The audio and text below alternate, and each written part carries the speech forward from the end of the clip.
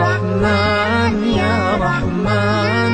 ساعدني يا رحمن اشرح صدري قرآن املأ قلبي قرآن واسق حياتي قرآن رحمن يا رحمن سلامونه نیکیلی تاسو ټول ته ښه راغلاست وایم دوستانو. نن غواړم از د ملحدینو او عیسویانو یوې غلط فهمي ته ځواب ورکړمه. هغوی ادعا کوي چې قرآن د انجیل او تورات څخه کاپي سوی ده. نو زه به اوله ملحدینو ته ووایم چې قرآن د تورات او انجیل څخه کاپي سوی ده. آیا د تورات او انجیل په خدای تاسو باور لرئ؟ خو بیا هم باور نه لرئ که نه؟ نو دلته تنها د تاسو منافقت او د تاسو کم علمیت ښیي. ځکه تاسو چې خدای نه منئ نو کتاب د چا نه کاپي سوی کوم هغه نه خو هغه هم یو بل دین ته ځي، هغه هم دین خدای لري، بیا خو تاسو هغه هم نه منئ که نه. نو خیر دا یې سوال کړی وي دا یې کړی ده او عیسویان دا ادعا کوي د دوی ادعا لپاره باید موږ دلایل ولرو او دوی باید په دلایلو قانع کړو. نو عیسویان ادعا کوي چې قرآن د تورات او انجیل څخه کاپي سوی ده.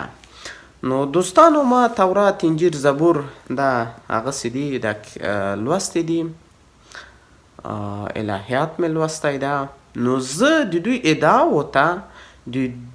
باید ځواب ورکړمه چې دغه تاسو دوستانو وینئ دا یو انجیل ده یا بیبل ورته وایي. اوس به دوی نه زه سوال وکړم چې د کوم تورات او کوم انجیل څخه هغه سوی ده. ځکه نن دا نننی بایبل چې تاسو وینئ بایبل په طور عموم دوه رقمه بایبله ده. یو د رومن کاتولیکو بایبل ده او بل د پروتستانتو. د رومن کاتولیک 83 کتابونه لري او د پروتستانت 6 کتابونه لري. او بیا د خپل انجیل په دوو بخشو تقسیم سوی ده چې عهد عتیق یا اولد ټستمنت او عهد جدید یا نیو ټستمنت ورته وایي. په عهد عتیق کې تورات، زبور، انجیل ټول راټول سوي دي او عهد عتیق کې عهد جدید کې یا نیو ټستمنت کې تنها د عیسی علیه السلام قصه ده او د هغې چې په حساب د عیسویانو پیدا څنګه دا دار ته ختل سوی. خیر اوس به راځو اصل مطلب ته چې دوی دا ادعا یې کړې ده، خبره یې کړې ده. زه به دوی ته ووایم چې اوله غواړم چې دوی ته یو په طور عمومي او عام فهمي ورکړمه. دوستانو طبابت کې موږ دوه رقم دوا لرو چې عادي خلک په نامه د اصل او بدل یې پیژني، چې بیا طبابت کې یا علم کې دې ته جنریک او برانډ وایي. جنریک یعنی د دوا کاپي ته وایي، داسې وایي اصل اخلي یا بدل یې اخلي که نه، مختلف نومونه ورته ورکړي. هغسې وایي بدل یې اخلي دې ته جنریک وایي او دا د اصلي څخه کاپي سوی ده. دا جنریک چې ده د اصلي په اندازه کیفیت نه لري،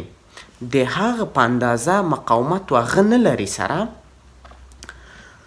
نو یعنی هیڅ وخت کاپي د اصل څخه پورته نه وي او اصل څخه ښه نه وي. نو دوی چې وایي چې قرآن د تورات او انجیل څخه کاپي سوی ده، موږ د دې خبرې ټیسټ کېږدو چې د دوی خبرې څومره رښتیاوې دي، د دوی ادعا څومره حقیقت ته رانږدې ده. د مثال په ډول ډېر نه دوستانو، ډېر نه بایبل چې تاسو نن وینئ اوله صفحه یې واضح کوي 14 آیات. اوله صفحه 14 آیات چې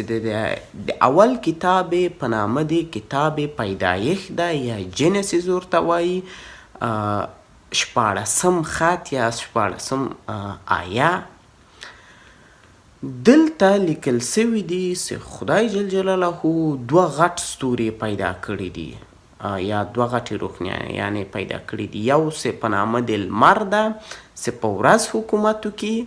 او بل په نامه د شپې ده چې بل په نامه د سپوږمۍ ده چې په شپې حکومت وکړي. دلته دوستانو یو وړوکی ماشوم نن هم پوهیږي چې سپوږمۍ خپل ځان نه روښنایي نه لري، بلکې دا یو د لمر منعکس سوې روښنایي ده.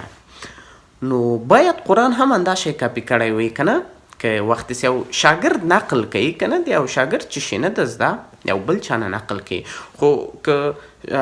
لایق شاګرد ولیکي چې دا مثلا صحیح و غلط دا خبره صحیح ده دا غلط ده هغه یې هم په همغه شکل څه کوي کاپي کوي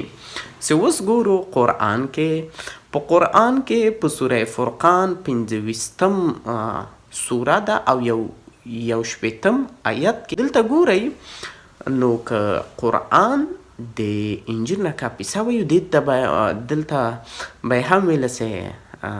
سپوږمۍ خپل ځان نه روښنایي لري چې قرآن کې لیکلی چې سپوږمۍ خپل ځان نه روښنایي نه لري دا یوه خبره بله خبره به راځو بله خبره دغه د ننني بایبل 9 آیت اول کتاب 9 آیت د پیدایښت کتاب 9 آیت کې راغلی دي چې تاسو سبزیجات د هربز ویجیټیبل او غوښه هر څه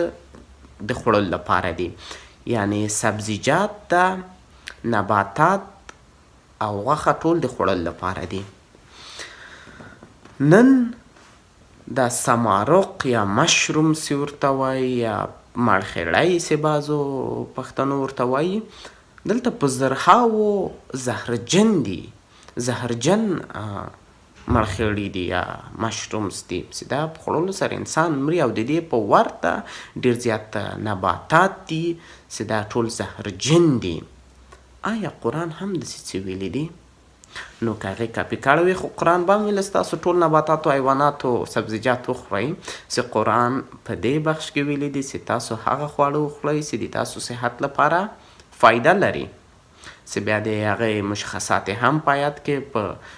مفصل ډول تاسو ولولئ تاسو په دې خبره ښه پوهیږئ فقط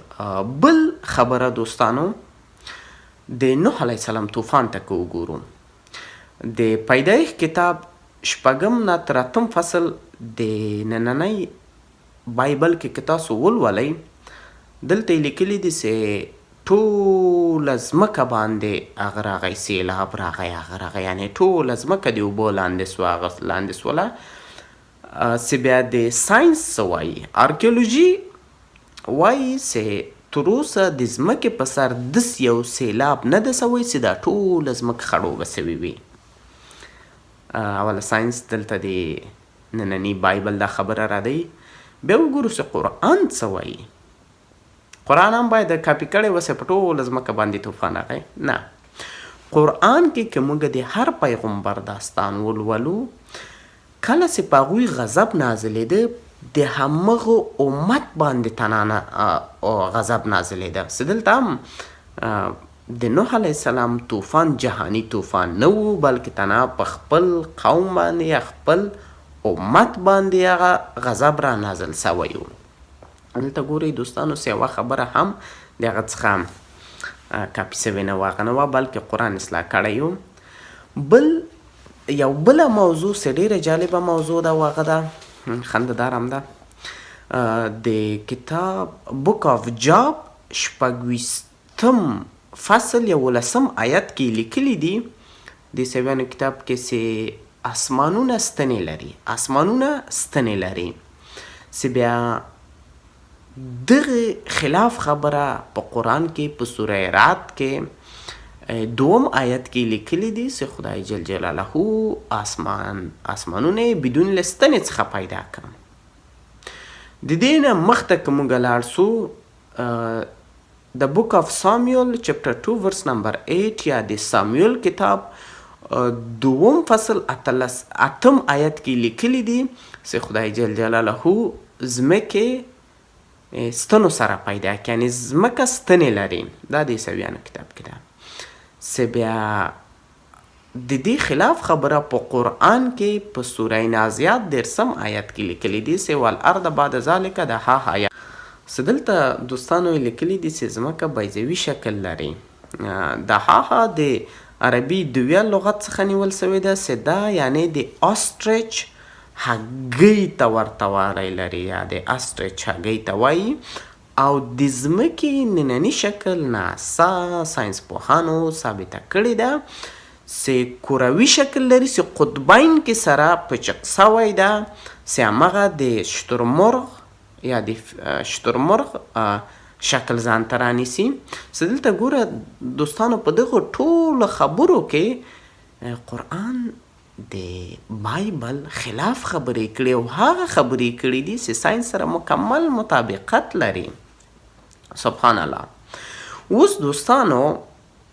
په طور عموم به وایي نه هلته هم د آدم علیه السلام قصه ذکر سوې ده، قرآن کې هم ذکر سوې ده. په هغه شکل داستانونه چې په نننۍ بایبل کې دي په قرآن کې هیڅ شک په هیڅ ځای کې داسې نسته، بلکې د هغوی د داستانونو فرق زښته زیات سته. او په نننۍ بایبل کې ډیر د فحاشي خبرې پکې سوي دي چې پلار په لور جنسي تیری کوي، لور په پلار تیری جنسي کوي، ورور په خور تیری جنسي کوي، ورور په مور تیری جنسي کوي. د دې ورته ډیر دا رقم داستانونه تاسو کولی شئ چې په تورات کې ولولئ چې د دې هیڅ دا رقم یو خبره په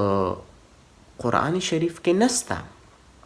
ځکه چې قرآن د خدای کتاب او انجیل دوستانو که تاسو د خپل عیسویانو نه پوښتنه وکئ یا د عیسویت د تاریخ ته که تاسو وګورئ د دې کتابونو مقدمه او تشریح و هغو ته تاسو وګورئ، عیسویان خپله ادعا کوي چې دا مختلف لیکوالانو په نامه د یوحنا و مرقس و مارک و لوک و متیو